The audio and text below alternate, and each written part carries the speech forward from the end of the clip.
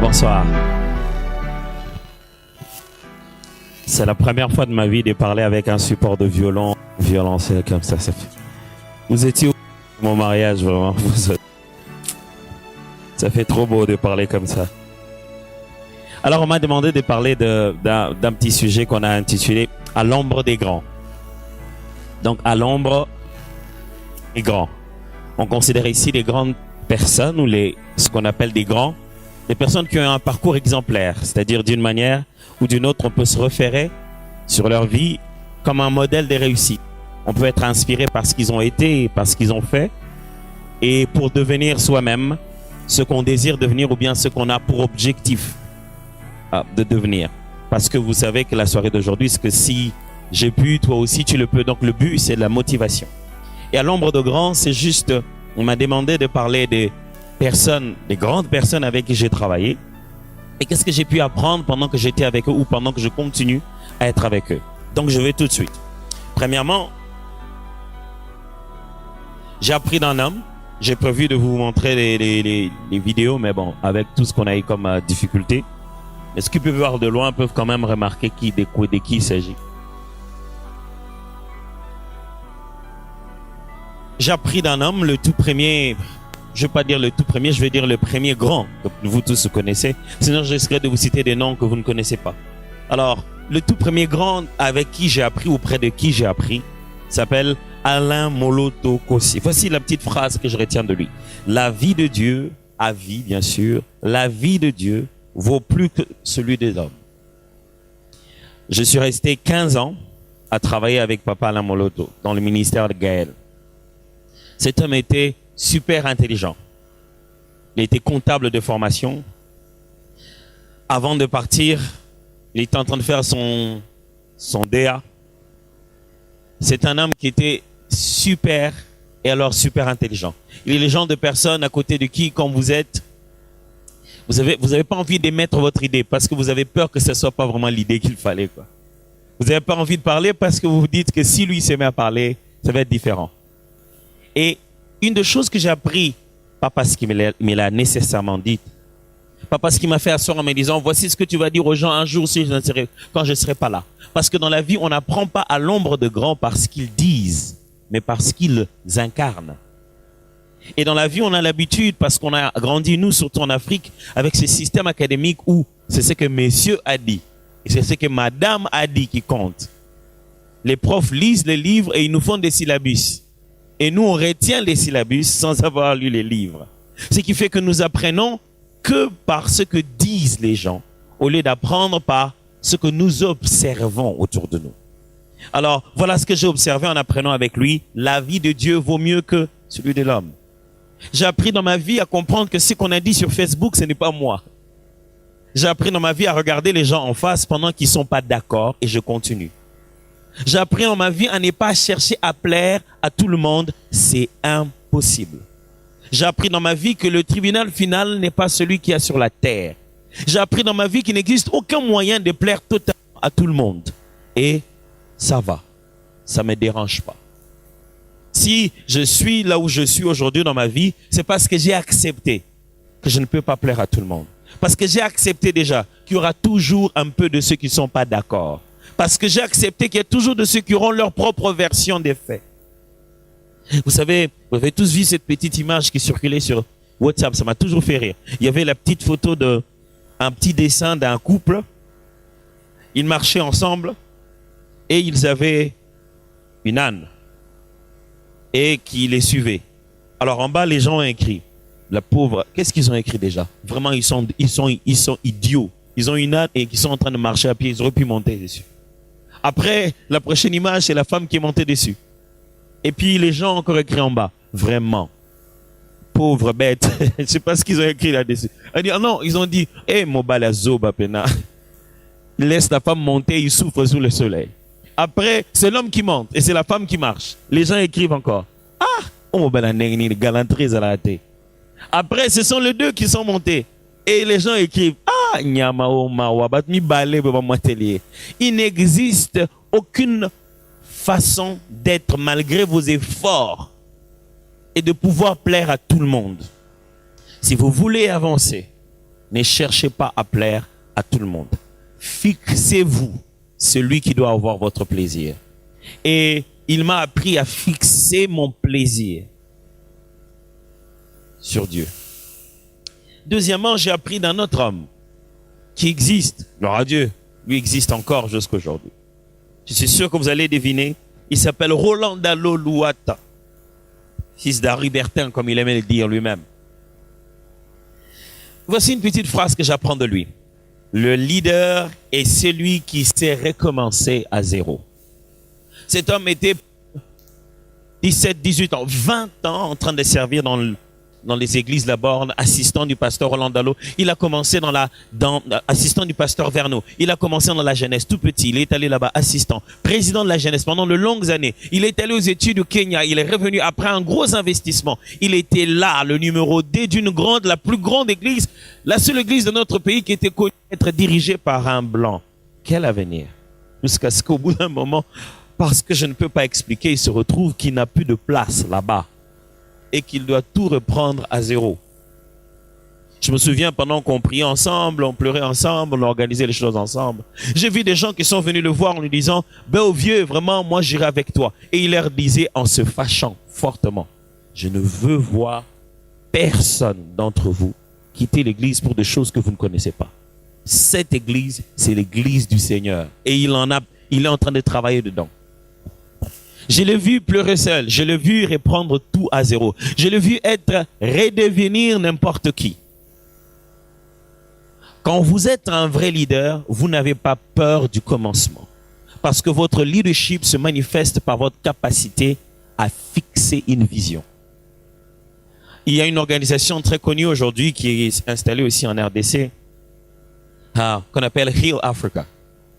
Bon, pas beaucoup à Kinshasa. Tout en l'Est que vous allez trouver beaucoup d'ONG. Heal Africa a été créé par un petit groupe, un couple qui avait pour but, qui avait comme passion un jour de venir en Afrique et d'aider l'Afrique, de guérir l'Afrique, comme littéralement ça veut dire. Ils leur envoient des médecins pour faire des opérations gratuites ou bien à moindre coût dans certains hôpitaux. Ils envoient des laits dans ce sens. Et lorsque ce couple a commencé à penser de cette manière, le comité d'organisation ou le comité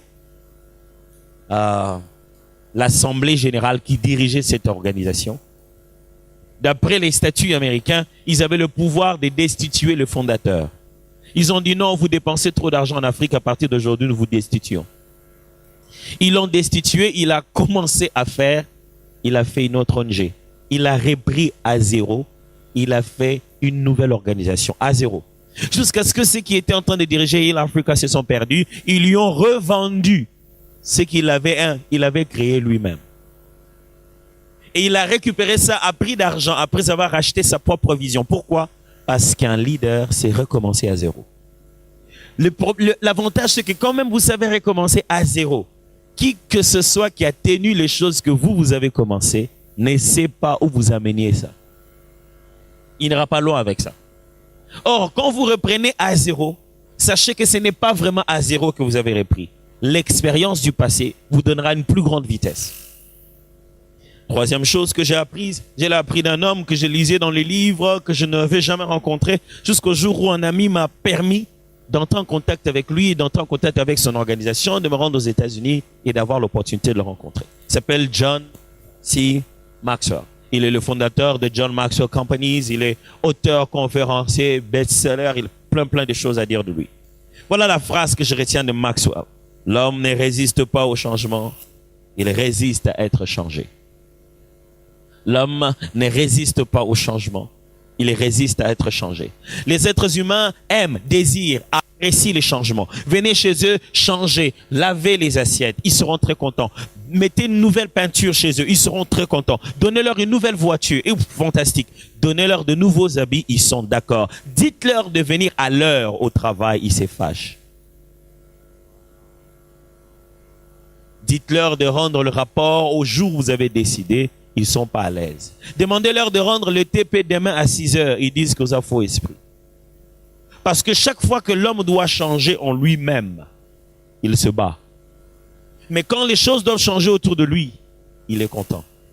J'ai appris de cette grande personne qu'un véritable changement n'est pas ce qui se passe autour de moi, mais ce qui se passe au-dedans de moi. Et chaque changement est un combat en soi. Je dois devoir résister, me battre, transformer. De sorte que quand je travaille avec les gens, je sais que nous rions bien, nous parlons bien quand je leur donne.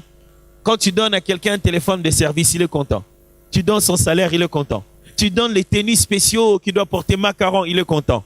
Mais demain, tu lui dis, j'ai besoin de ce rapport à 12 heures, ou bien toi et moi, on ne va plus travailler ensemble. Comme il faut esprit. J'ai appris dans la vie que si je veux changer autour de moi, les gens vont résister. J'ai appris aussi de quelqu'un d'autre. Peut-être que vous serez très étonné que je puisse le citer. Je suis toujours à l'ombre de grand. Celle-là est une dame. Elle s'appelle Nadège Impote. C'est ma femme. Et j'ai appris d'elle qu'il y a des choses qu'on ne peut accomplir qu'à deux. Ce qu'on appelle des grands, ce n'est pas toujours les grandes personnes que vous connaissez. Ce qu'on appelle des grands, ce sont des gens, même aussi petits qu'ils puissent être, nous donnent des grands principes de la vie. Rester à l'ombre des grands, ce n'est pas chercher des grands noms. Vos parents peuvent être. Votre oncle peut être votre grand. Votre marâtre, qui n'est même pas votre mère, mais elle peut être la grande. Rester avec ma femme, j'ai appris combien j'étais limité dans beaucoup de choses. Il y a des choses que je ne pourrais jamais faire si elle n'est pas avec moi. D'autres grands aussi que j'ai rencontrés, ils étaient à 4 comme des mousquetaires. La première s'appelait Priscilla, la deuxième Doxa, la troisième Grace et le dernier s'appelle Roland. Mes enfants m'ont appris qu'il faudra toujours un jour laisser un héritage. Chaque fois que je regarde mes enfants, je comprends qu'on ne peut plus vivre pour soi-même. La vie n'a de sens que quand on vit aussi pour les autres. Je me dis demain, qu'est-ce qu'on dira de moi? Je m'en fous de ce que les autres diront de moi, mais j'aimerais que mes enfants, quand ils marchent, ils n'aient pas honte d'avoir eu un père comme moi. Aujourd'hui, nous vivons en Afrique, surtout en RDC. Nos parents nous ont élevés, ils ont fourni tellement d'efforts et ils espèrent qu'on va les aider. Et j'entendis un papa qui dit, je dis, mais attendez, tu ne nous as pas élevés pour qu'on t'enterre. Tu peux épargner toi-même pour garder l'argent de ton cercueil. L'enterrement n'est pas une responsabilité des enfants. Je ne veux pas mourir brusquement et brusquement envoyer les enfants aller prêter de l'argent, emprunter de l'argent à des endroits. Je vais laisser du bonheur et non pas de la responsabilité sur la tête des enfants. Je veux que le jour où je ne serai pas là, mes enfants aillent encore plus vite. Pas qu'ils ralentissent encore. Il y a des parents, dès qu'ils sont morts, la famille est entrée en dette. Qu'est-ce que j'ai encore appris? J'ai là appris de mes collaborateurs, les gens qui travaillent avec moi. J'en ai autant à l'église, j'en ai autant à TBG, j'en ai autant à Gaël, j'en ai autant à l'Occulte Bible College, j'en ai autant à gauche et à droite. Qu'est-ce que j'ai appris de tous? Les gens pas ce que l'on dit. Ils imitent ce que l'on fait. Les gens n'imitent pas ce que l'on dit, ils imitent ce que l'on fait. Il y a des jours où je viens, je leur dis, mes amis, faites ceci, faites cela. Mais ça marche pas. Je reviens, mais pourquoi ça marche pas? Et je me rends compte que je ne suis pas là. Quand je ne suis pas là, ils ont personne à imiter. Je peux faire des conférences, je peux faire des réunions avec eux, mais ça marche pas. Mais quand je fais une semaine à venir au bureau et à faire ce que je leur demande de faire, la semaine suivante, tout le monde a compris. Dans la vie, les gens n'imitent pas ce qu'on leur dit. Ils imitent ce que l'on fait. J'ai appris aussi de mes employés, ceux que je paye pour qu'ils travaillent, ceux qui travaillent à côté de moi parce qu'ils sont payés par moi. J'ai appris une chose. Nos actes ont des conséquences sur le système dans lequel nous vivons. Tout ce que nous faisons, de fois, on ne sent pas que ça a des liens avec d'autres choses. Ce que tu fais au travail, ce que tu fais aux études, comment tu vas à l'école, on ne sent pas qu'il y a des liens, mais en réalité, tout est lié. Il n'y a pas d'acte isolé. Le fait que je vienne ici a de l'influence sur beaucoup de choses dans ma vie. La vie est un gros système et chacun de nous doit savoir qu'il est maillon d'une longue chaîne qu'il faudrait bien retenir. Ça, c'est mon petit parcours à l'ombre de grand. Je ne sais pas quel est le vôtre. Avez-vous déjà commencé à identifier vos grands? Je ne suis vraiment pas spécial comme vous l'avez constaté. Je suis en train d'apprendre de découvrir certaines choses de ma vie. Mais si je suis là où je suis, si je suis devenu au moins là où je suis, je le dois à toutes ces personnes avec qui je suis. Il y a un moment où le bureau de Gaël était à cet endroit. Moi, j'ai dit galerie présidentielle. Ça, c'est où? Ça, c'est du côté de ma campagne là-bas, vers la présidence. Il dit, Papa Alain, c'était vraiment un rieur. Il a appelé tout le monde. Il dit, boya. Atom, c'est une galerie présidentielle. Tout le monde venait, il n'en revenait pas. Il dit, oh non, tu câbles quoi. Il y a une galerie présidentielle. Oh, pauvre de moi. Il m'a dit, bon. Ce bon, il y a un Cinémax. Cinémax.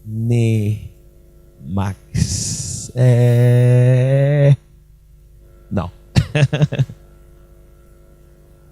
Je ne connaissais pas ça non plus. Et comme vous avez ri, c'est comme ça qu'ils ont commencé à rire. Mais j'avais deux façons de voir ça. Soit j'étais en train de me dire, ah bah c'est qui ngaï.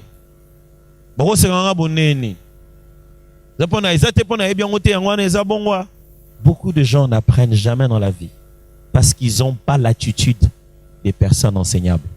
Ils ne riaient pas de moi parce que j'étais petit. Ils riaient juste parce qu'ils se disaient, tout ce que tu es, comment tu peux manquer une information si petite? Ils se disaient, j'étais trop grand pour ne pas savoir ça. Ils ne disaient pas que j'étais tout petit. Ils voyaient tellement ma grandeur, ils riaient du fait qu'une information aussi disponible ne me soit pas accordée. Ils se disaient que c'est quelque chose que je peux connaître facilement. Ils ne riaient pas pour me diminuer. Ils riaient pour dire que j'étais plus grand. Mais si on ne le voit pas comme ça, on s'est dit, regardez ce qu'ils ont fait dans ma vie. Ce jour-là, non seulement j'ai appris la galerie présidentielle, j'y suis allé. Non seulement j'ai connu où se trouvait Cinémax, après j'y ai joué dedans. Ces jours-là, j'ai vu après des présidences des pays. Je me souviendrai, on était un jour dans un autre pays pour ne pas le citer. On venait de finir notre concert, on rentrait. On a vu plein de militaires qui sont venus nous trouver. On a eu peur. On dit non, le président de la République a dit qu'avant de dormir, il doit prier avec vous. On nous a pris et on nous a fait partir des chemins j'ai jamais retenus. Padalala, on était dans la présidence. Des maisons telles qu'on en voit le film. Je me suis dit, qu'est-ce que je suis en train de faire ici? Je n'étais pas parti. Moi, j'étais parti à l'ombre de grands. Ils n'avaient pas besoin d'atomes. Ils avaient besoin d'un arbre appelé Gaël qu'un grand avait construit. Et moi, j'étais juste à l'ombre. Quand je suis entré là-bas, c'est pas parce que le président voulait me voir. Le président voulait voir quelque chose qui s'appelle Gaël et ce n'était pas ma vision. Si vous voulez devenir un grand visionnaire, travaillez d'abord dans une autre vision. J'ai dit, je vous remercie. Voilà.